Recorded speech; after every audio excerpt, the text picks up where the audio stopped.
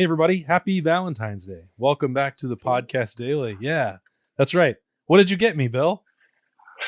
Some safety talk. Oh, some safety talk. Wonderful. That's exactly what I wanted. Our position previews are rolling right along, and we're going to, you know, send out some hearts and maybe some not so nice cards to the safeties as we talk about what happened last year for that unit and project it forward inside what we're 3 weeks, I guess 3 weeks officially away from the start of spring Yeah. practice.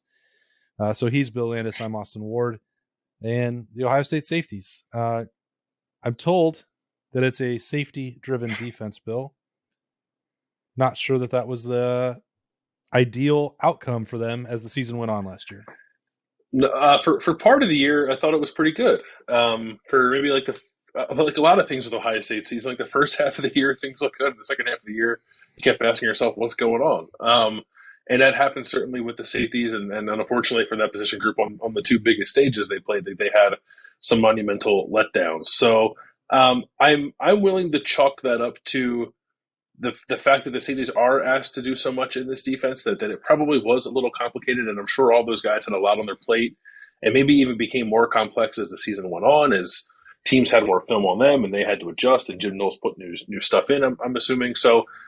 It is a position that, like, I know we make fun of it, the safety driven thing, but it is true, and they are asked to do a whole lot within this defense, and it would make sense to me if it took more than a year for those guys to get comfortable.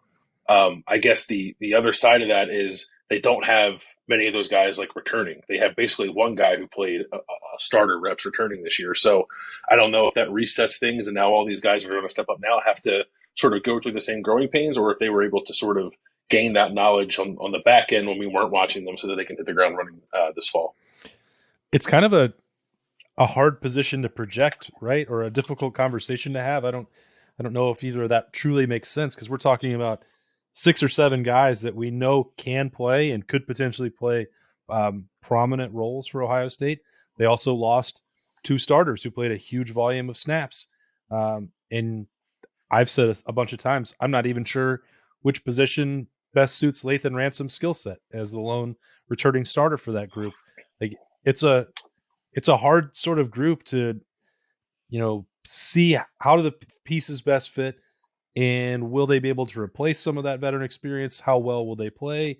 Do they just need a second year in the system? Like, there's a lot of different paths that you could go down with this safety group. I do think they have more than enough talent to be very good, and they will have more familiarity with what Jim Knowles and Perry Eliano want to do with that group. But then the rest is sort of like, I'm not entirely sure how it looks. I got the sense from Jim Knowles that unknown almost made him more excited. Like, I think the fact that you have, for instance, a Jihad Carter who can play multiple spots, and Lathan Ransom, who, to your point, I think can certainly play multiple spots and maybe hasn't quite found that home just yet. Like, Sonny Styles is a unicorn. You can probably put him anywhere. Um, and even maybe like Cameron Martinez can move around too. Court Williams, if he's healthy, certainly Josh Proctor can probably play either of those deep safety spots. So the fact that there's some interchangeability there, I think this spring can just be Jim Knowles and Perry Iliano just like having some fun with it, and sort of tossing groups out there almost randomly, and kind of seeing what sticks. And that might lead to, as we watch practice throughout the spring, us going like, well, what's going on here? Like, these are 3 different guys playing 3 different positions from the last time we saw this group out there. But I think that's okay. I think that this is the time of the year that you want to go through those things.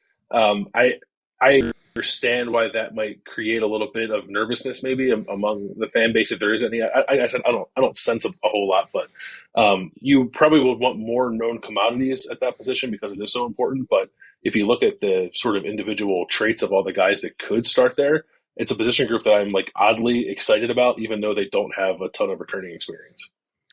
I thought I get a kick out of. I didn't ask for Jim Knowles to put a percentage on it. Like, we've joked before, how much of the defense is installed and all that stuff. I just sort of, I was trying to get an opportunity for him to talk about maybe that they could experiment. And I did the same thing with Perry Eliano with, are you sure that all these guys are in that exact spot? How confident are you that you know exactly which safety you want at which spot? Or is there an element of spring that's for experimentation? And Jim Knowles was oddly specific. And he said, he's got to get guys ready to play in August and September.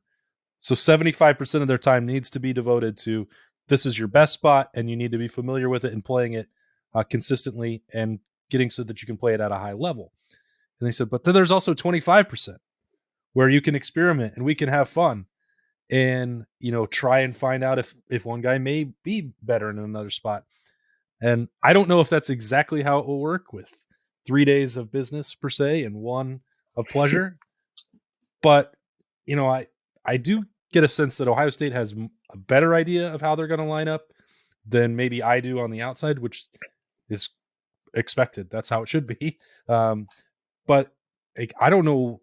I'm curious where that sort of confidence comes from, because if you don't really know what a Josh Proctor or Sonny Styles potential position battle, how that's going to look or how that's going to play out, or Kai Stokes, or with Lathan Ransom, or even Jihad Carter and Cameron Martinez. Like, that's not to mention Court Williams and whatever goes from there, even though he's going to be banged up and probably not participating a ton until the summer. So, like, to me, it seems like you would want more experimentation in the spring, and then I would understand why they would, but that wasn't necessarily the vibe I got from Knowles or Eliano. Jim Knowles plays fast and loose with percentages, so I don't know how Yeah. much maybe we should read into that. Asking him last year, how much of the playbook is it? And like one week it was like 90%, and the next week it was like 75%.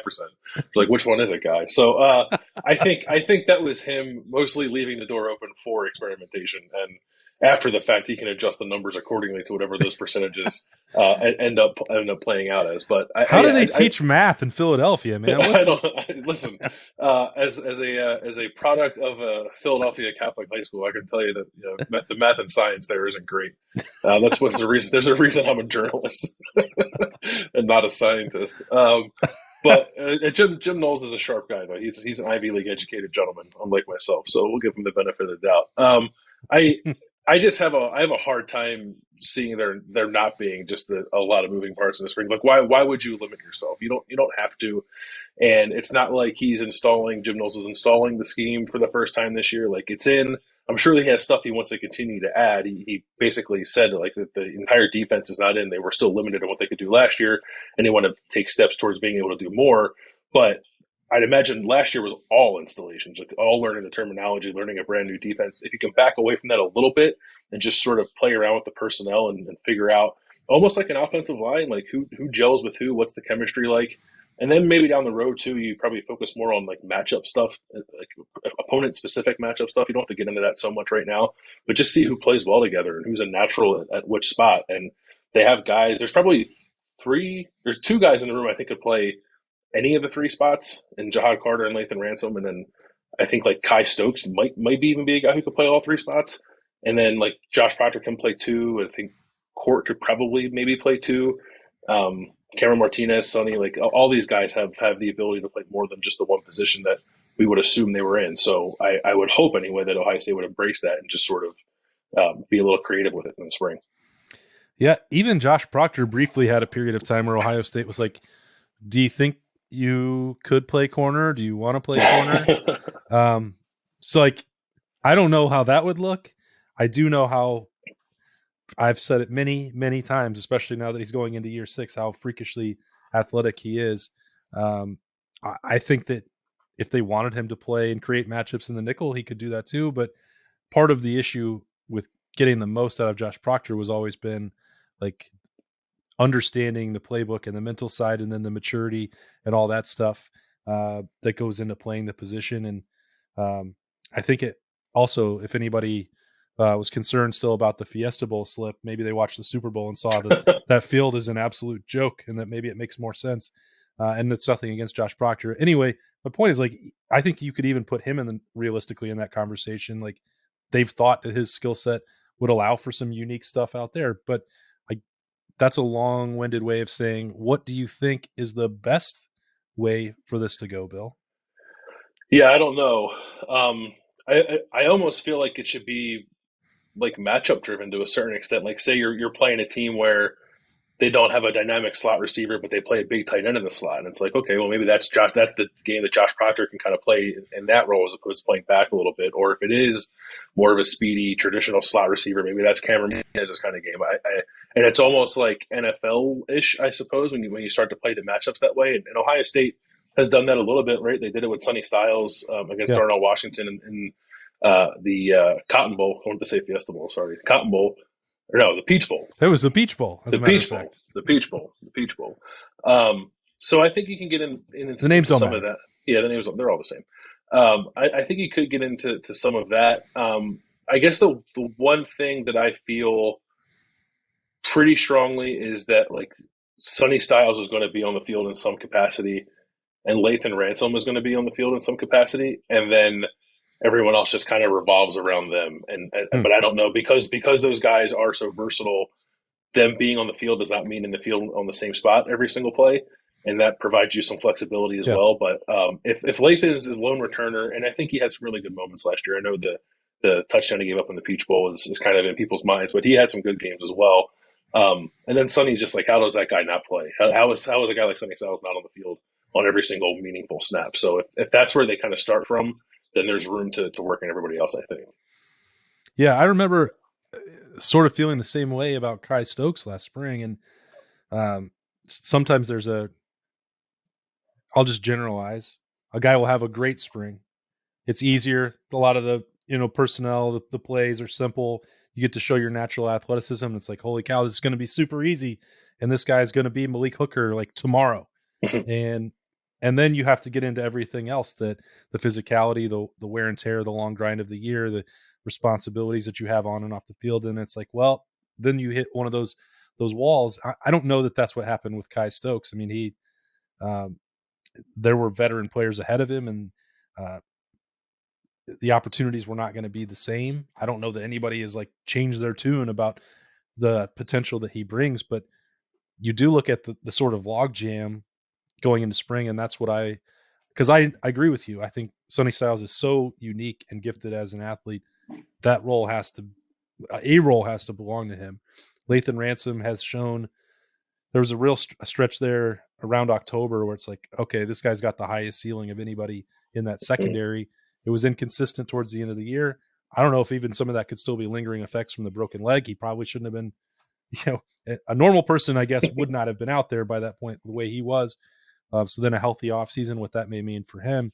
And then you're just trying to figure out the rest. And we're beating that dead horse, but like Kai Stokes doesn't immediately jump to mind anymore the way that he would have at the end of spring camp last year.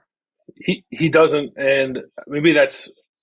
I think the thing with Kai, like at the time we were having those conversations about him, Lathan Ransom like was not front of mind at all because he did participate in spring practice. I don't even think he was front of mind for Jim Knowles, but like which is what Right. Jim Knowles has said a couple times going back through last season. So now that Lathan has played and played mostly well, and he's coming back, it changes the situation a little bit for Kai, but that doesn't mean.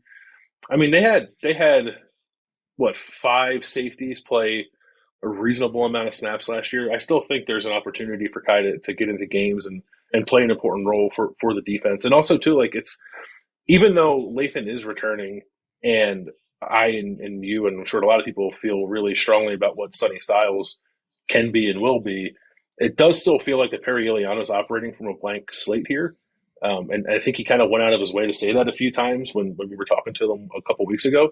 So that leaves the door open for someone like Kai as well. And we've heard some stuff about how hard like Jim Knowles coached like Kai Stokes and the young guys last year, and I'm sure there were times that it was like really frustrating for a player like that. But when we get to talk to those guys later in the spring, I am curious to ask them maybe what they got from that. If there were some struggles last year trying to learn this scheme, and practice wasn't always going the way they wanted it to, and surely they weren't playing as much as they had hoped, especially a guy like Kai coming out of the spring. If he can channel all of that into a really good spring in his second year, I think it's still there for him to play and play a meaningful amount of snaps for this defense. And I would hope that would happen for everyone in this room, because this room has the chance to be, I think, the most competitive on Ohio State's roster in the spring and in the offseason. There are more high profile battles, like quarterback obviously being top on that list, but in terms of the individual ceilings for all the players involved and the competition to get on the field, I think this could be the most heated group. You've watched a fair amount of Jihad Carter on film and seen the positions that he played there for Syracuse, and then we had a chance to meet him for the first time on Hmm. Friday night. Uh, what do you make of this fit for him? He is. If you watch him play at Syracuse, like he can play the nickel, but he doesn't. If you like stand next to him, he doesn't look like a nickel. He's a little bigger. I tend to think of those guys as on the Slater side, built almost more like cornerbacks than they are safeties. But he's not built that way. So I'd have to say that I don't think he can do it at Ohio State because he did it in the ACC and there's good passing offenses there, and he played reasonably well at that position. I love that he was basically a 3 year starter. And over the course of those 3 years, I kind of did a different thing each year. He was in the box a lot as a true freshman. He was kind of split evenly between either of the deep safety positions as a sophomore. And then last year, he played everywhere, but the majority of his snaps were in the slot. So I think that's probably what was enticing about him to Ohio State staff as well. He's a physical player too. So, and if you look at like his missed tackle percentages on like Pro Football Focus, which is probably not exactly accurate, but close enough that I'm willing to use it, he would have Mhm. had the best missed tackle percentage among any of Ohio State safeties last year had he played for the Buckeyes. So, and obviously they need to get better on that end too. So I like him. I think it's exactly the kind of transfer portal addition Ohio State should look for. I was not super on alert for them to find a safety, but now after the fact that they've gotten one and it's the profile of Jihad Carter, I think it makes sense. Yeah, he seemed pretty confident. Just again, that was a couple minutes that we got the first time we ever had to chat with him. But he was dropping the BIA stuff into the conversation right Mm, away, and that to me is probably a reminder that they're going into this offseason, both the safeties and the cornerbacks, being like, thought we had a chance to get there a year ago, and they did not. yeah, And Zach Bourne brought this up on Monday at Roosters, where he thought that the cornerbacks were the unit that had the most to prove. I I'm not going to disagree with him. I would just say that my vote would be for the safeties, and for 6 or 8 games or 2/3 of a season, I'd have to really sit down and determine the breaking point. But after the off date, for sure, I really thought that the safeties regressed, and they were not. A lot of the stuff that happened on November 26th and on New Year's Eve, to me, looked like it was falling on the shoulders of that group. And as I said from the start, I know that they have the potential to be a really, really good unit, but if they decide that's what they want to become. That's going to be a player driven situation, safety driven defense and player driven motivation. So if they're looking at that clearly from what happened at the end of the year and taking on that challenge, that's pretty significant. They know that they were not BIA last year, but if that's the way you're approaching off-season workouts and going into spring ball, and you have that collection of talent to draw from, that could be pretty significant. yeah. I mean, they haven't been BIA for a few years. I mean, that they earned it. They earned the moniker when they kind of bestowed it upon themselves a couple of years ago. But they haven't been that since 2019, since the Jordan Fuller, Jeff Okuda, Damon Arnett group left, and they've been searching for that ever since. And if I look at the individuals, especially at safety, like I can see some difference makers there and think they can get back to that. But I'm with you. Like if anyone thinks it was the corners who kind of left the most to be desired, I see that, but I also feel like that group by the end of the year like kind of got it figured out and had a good Peach Bowl. And the safeties just kind of had a little bit of decline there over a couple of games toward the end of the season. It was sort of the inverse of the cornerbacks, I think. Cornerbacks started poorly and kind of figured it out. Safety started really well, and then it got away from them a little bit towards the end of the season. So both groups need to step up, but I would put it more, I think, on the safeties at this point with what we know about how last season ended. Yep, that challenge for them, obviously in the middle of winter workouts right now, off-season conditioning, and then they'll be back on the field in 3 weeks, which is welcome news from us. We'll have a lot more to talk about, and it won't just be projections. That's the best Valentine's gift that we can have at the podcast daily. He's Bill Landis. I'm Austin Ward. Thanks for joining us. We will talk to you again tomorrow.